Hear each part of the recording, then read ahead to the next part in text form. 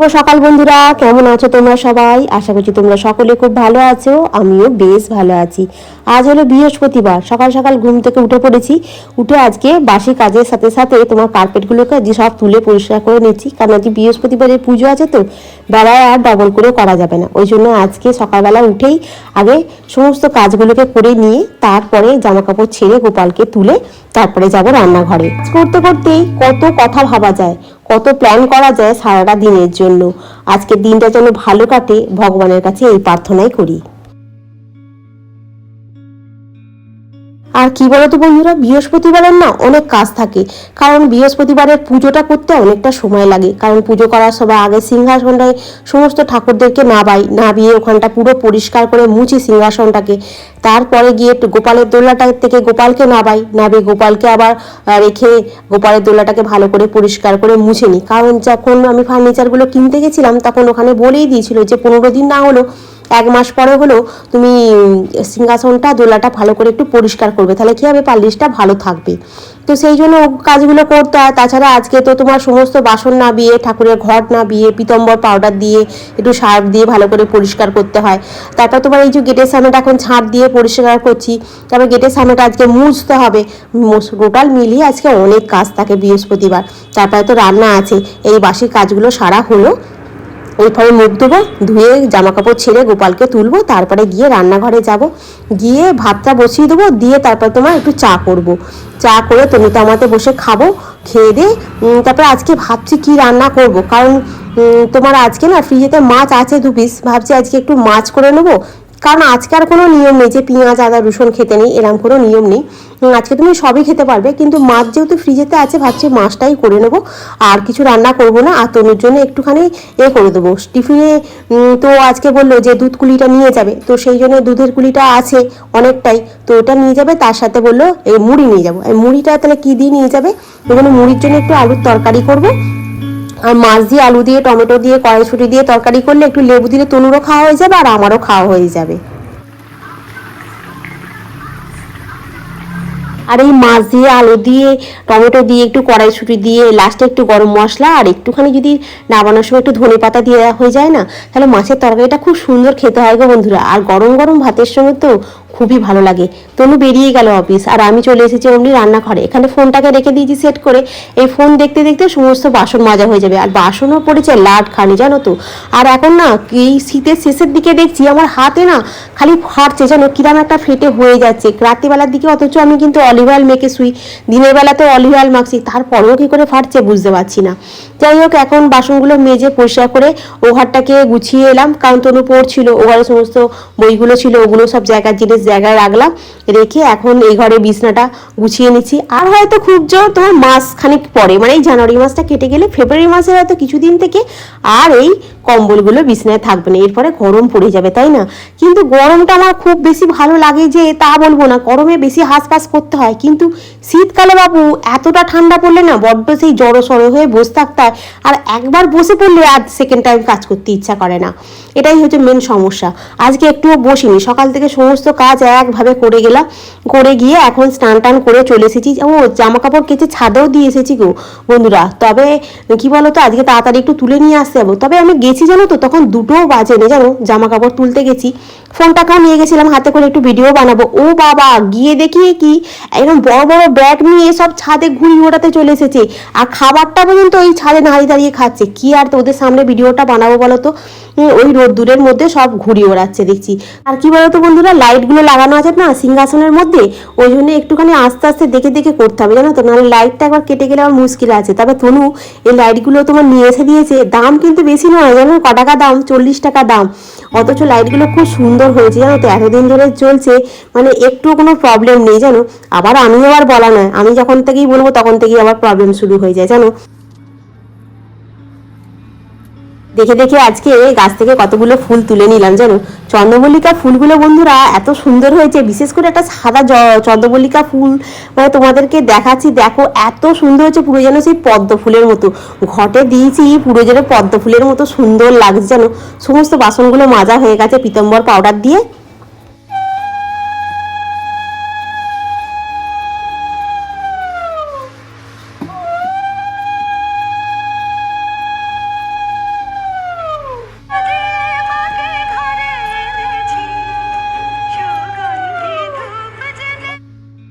আজকে আমাদের মাছ দিয়ে আলু দিয়ে তরকারি করেছি, ওটাই, আর ভাত আর লেবু।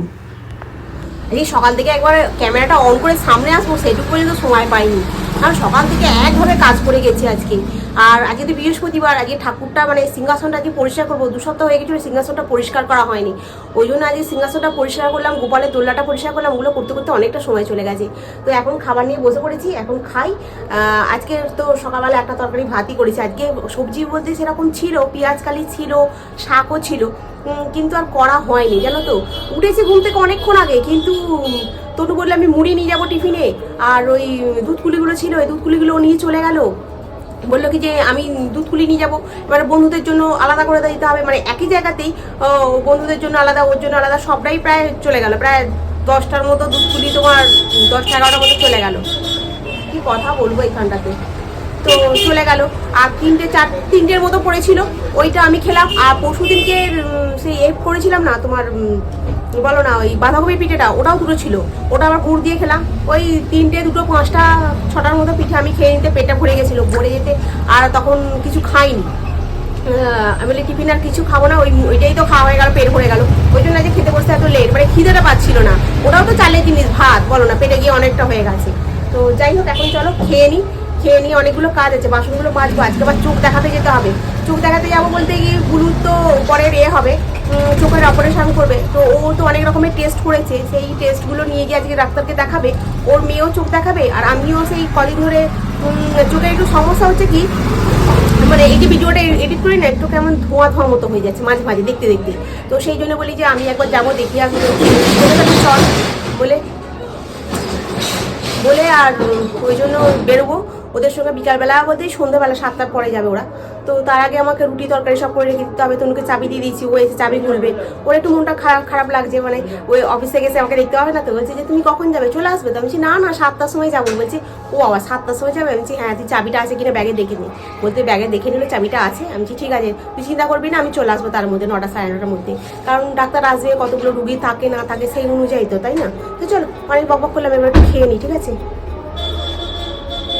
দেখতে সন্ধ্যা হয়ে গেল, আর আমি এখন আটা মেখে তোমার রুটি করছি, আর রুটির সঙ্গে সোয়াবিনের তরকারি করব। একদিনের ভিডিওতে শতাব্দী আমার পিঠেগুলো দেখে বলছো যে তুমি আমার বাদ দিয়ে যাবে। হ্যাঁ, চলে আসলে আমি খুব আনন্দ পাবো। কিন্তু সুমিত্রা চক্রবর্তী দিদিভাইয়ের কথাগুলো পড়ে মনটা সত্যিই ভরে গেল। এত ভালোবাসা আর উৎসাহ দেওয়ার জন্য তোমাকে অনেক ধন্যবাদ। আমার সকল বন্ধুদেরকে অনেক ধন্যবাদ, আমাকে এইভাবে সাপোর্ট করো যেন আমি এগিয়ে যেতে পারি। দিনের ব্লগেতে কবিতার কথা ঈশিতা চক্রবর্তী, সানান সাউ আর শান্তির ব্লগ থেকে কমেন্ট করেছো। তোমাদের সকলে যখন কমেন্টটা পাই, মন থেকে না একটা আলাদাই এনার্জি আসে, জানো তো। কি বলতো বন্ধুরা, তোমাদেরকে আমি সেদিনকেই বললাম না, এই সময়টা আমার খুবই খারাপ যাচ্ছে, মানে ভালো একেবারেই যাচ্ছে না। মানে আমি এখন দেখো কাজবাজ করছি আর করছি, আমি কি ভাবতে পারবো যে আমি যখন বেরোবো তখন আমার একটা বড় অ্যাক্সিডেন্ট হলেও হয়ে যেতে পারতো, কিংবা আমি আজকে মরে গেলেও মরে যেতে পারতাম ধাক্কা লেগে। হ্যাঁ, তোমরা হয়তো ভাবছো বাবা কি এমন হলো। হ্যাঁ, আজকে যখন রেডি হয়ে বেরোচ্ছি, সামনেটার সময় গেছি, মানে রাস্তাটা আমি দেখেই পার হচ্ছি, জানো তো। ওরা অনেকটা দূরে ছিল, হঠাৎ করে একদম টেনে বেরিয়ে রয়েছে, আমাকে আরেকটু পুরো ধাক্কা মেরে দিত। আবার ধাক্কা মারতো আবার ওদের কি বড় বড় কথা, এটা কি হাইওয়ে রাস্তা বলো তো? তুমি যে হু করে সেই গাড়ি ছোটাচ্ছি, এটা তো পাড়ার রাস্তাতে একটু আস্তে যেতে হবে না গাড়িটা নিয়ে? ওইরকম এত স্পিডে গাড়িটা নিয়ে যাচ্ছে গো বন্ধুরা, তোমরা বললে বিশ্বাস করবে না। মানে সাধারণ মানুষের না কখন কি জীবন চলে যায় কিছু বুঝতে পারা যাবে না, জানো তো। এই রকম অবস্থা আজকে, তো কি অবস্থা, মানে আমি আজকে এমন যদি ধাক্কাটা মারতো না, আজকে ওখানেই ডেট। তো চলো, আমার রান্নাঘরের সমস্ত কাজকর্ম হয়ে গেছে, বাসন মেজে নিয়েছি, গ্যাস ফ্যাস পরিষ্কার করে নিয়েছি, রুটি তরকারি সব হয়ে গেছে। এবারে আমি রেডি হয়ে বেরোবো। রেডি হয়ে নিয়েছি, বুলুরা আসছে টোটো নিয়ে, বললো তুই রেডি হয়ে থাকবি, ফোন করে দেবো, যাবো। আর তনু আসছে, তনু পাঁশকুড়ার লোকালে উঠে পড়েছে, বললো কি যে আমি এসে পৌঁছে যাবো। আমি ওরা তো 7টার সময় ঘর থেকে বেরোবে বললো, তো এখন তো 7টা 1 হয়ে গেছে, এখনো তো আমাকে ফোন করে। তো আমার রান্নাবান্না কমপ্লিট হয়ে গেছে, গোপালকে সন্ধে দিয়েছি, সন্ধে দিয়ে গোপালকে ঘুম পাড়ানো হয়ে গেছে। আর আমি সোয়েটারটা পরে নিয়েছি, পায়ে মোজা ফোজা পরে নিয়েছি, খালি মাথায় একটা ওই চাদর আছে, এই মানে টুপি পরবো না, টুপি পরলে সেই গলার এখানটা ফাঁকা থাকবে, ওই জন্য মাথায় চাদরটা দিয়ে দেবো, তাহলে গলাটাও পেঁচিয়ে যাবে। তো চলো বন্ধুরা, এখন রাখি, ওরা আসুক, আসলে বেরিয়ে পড়ি, ঠিক আছে? যদি তনু এর মধ্যে এসে যায় তাহলে তো খুবই ভালো হবে, তাহলে চাবিটা দিতে হবে না। আর তনু যদি না আসে তাহলে আমি চাবি দিয়ে যাবো, আর তনুর কাছে চাবি আছে।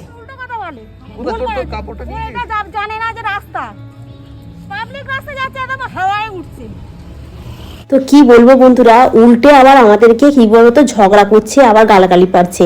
হ্যাঁ, দোষটা কি বলতো ওদের, কি বলতো এত মানে মদ খেয়ে আসে, মানে বলার মতো নয় জানো তো, মানে হু হু করে গাড়ি ছোটাচ্ছে। আজকে তো তোমার মাঘ মাস, তো আজকে আক্ষিণ বলে জানো, আজকে আক্ষিণে না চারিদিকে ঘুড়ি ওড়ে মানে হয়।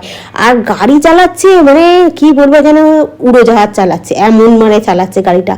পুরো আরেকটু হলে আমাকে ধাক্কা দিয়ে দিত। আমি খুব ভয় পেয়ে গেছি জানো, যার জন্য আমিও ওদের সঙ্গে একটু চেঁচিয়ে ফেললাম। বুলু লাস্টে বলে চুপ কর, একটা জায়গায় যাচ্ছি আমরা, ছেড়ে দে। হ্যাঁ, লাস্টে চুপ করে বসেছিলাম, কিন্তু মাথার ভেতরে তো ওইটাই চলছে যে এই দেখ, আমি বুলুকে বলছি যে দেখলি আমার এই সময়টা না খুব খারাপ যাচ্ছে, কারণ এই জানুয়ারি মাসটা যতক্ষণ না যাবে ততক্ষণ পর্যন্ত যেন আমার শান্তি নেই। হ্যাঁ, চোখে ডাক্তার দেখাতে এসে গেছি। চলো আমি আবার দেখে দেখে একটু পার হই, নাহলে বড্ড সমস্যা হচ্ছে। পাঁচটাতে একটু ঠান্ডা লাগছে, দেখতে পাচ্ছিস তা। তো আমাদের চোখটা দেখানো হলো। আমার চোখের মধ্যে পাওয়ার নেই, সামান্য একটুখানি আছে, ছোটো লেখাগুলো পড়তে পারছি না, সেই জন্যই সমস্যা, আর কি সমস্যা নেই। ও কোথায় চলে গেল দেখো খালি, বাজে মেয়েটা। দাঁড়াতে বলছি না, টোটোতে উঠবো তো আমরা। এই যে এই বাজে মেয়েটা খালি চলে আসে, দেখ কোথায় আছে দেখ খালি, পাওয়ার নেই। ভিটামিন বি কমপ্লেক্সে একটা ট্যাবলেট দিল, বললো খাবে। সময় এই দেখো বুলুর আবার চিকেন মোমো কিনলো। এটা চিকেন না, এটা কিন্তু ভেজ মোমো, ঠিক আছে।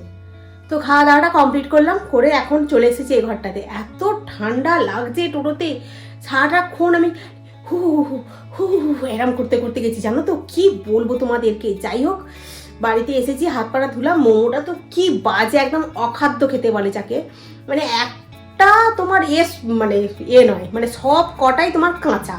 সবজিগুলো কি বিচ্ছিরি, সবজির একটা গন্ধ বেরোচ্ছে, কাঁচা সবজির একটা গন্ধ চায় না, ওরকম বাজে একটা গন্ধ ছাড়ছে। আমি তো বললাম কোনোদিন আর ভুল করে ভেজ মোমো কিনবি না রাস্তা থেকে, দেখলি তো কিরম বাজে খেতে হয়। বাড়িতে বানানো আলাদা ভেজ মোমো, আর দোকানের কেনা আলাদা, জানো তো। যাই হোক, যেটা কথা হলো কি, চশমা করতে গেলাম, চশমা যে গেলাম, আমার চোখের কোনো নেই, সমস্যা নেই। আমি একদম বলছি না, যেগুলো সেই ধরো তোমার জেরক্স করে এনেছে, জেরক্সগুলো আবছা, খুব একটা ভালো বোঝা যায় না, ওই রকম লেখা, একদম গুঁড়ো গুঁড়ো লেখাগুলো আমি পড়তে পারছি না, বাকি সব লেখা পড়তে পারছি। তো ওই জন্য বললে এমন কিছু সমস্যা নেই, তোমার করতে হবে। একটা চশমা দিয়েছে, বলছে যখন তুমি ওই ছোটো ছোটো লেখা পড়বে, একদম গুঁড়ো গুঁড়ো লেখাগুলো, তখন এটা পড়ে নেবে, নাহলে তোমাকে চশমা লাগবে না। যাকে এখন দুদিন পরে করলেও চলবে, এক্ষুনি তাড়াহুড়ো করে চশমা করার কোনো দরকার নেই। তো চলো বন্ধুরা, আজকে এখানেই রাখি, আবার নেক্সট ব্লগে দেখা হবে। তোমরা খুব ভালো থেকো, সুস্থ থেকো, খুব সাবধানে থেকো। Good night, tata.